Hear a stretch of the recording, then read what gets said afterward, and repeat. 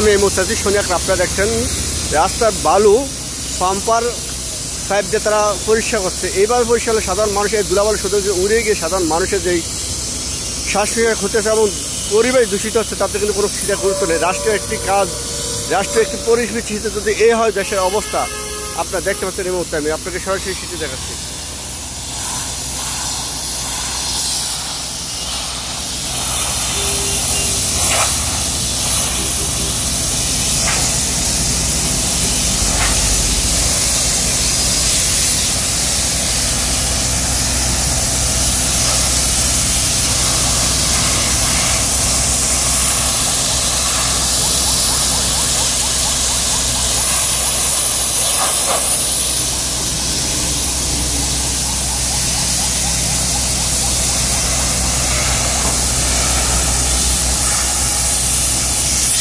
আপনারা দেখতে পাচ্ছেন এই হলো রাস্তার পরিবেশের ধুলা অবস্থা এবং এই রাস্তার মানুষ আসা যাওয়া মানুষের পুরো পরিস্থিতি।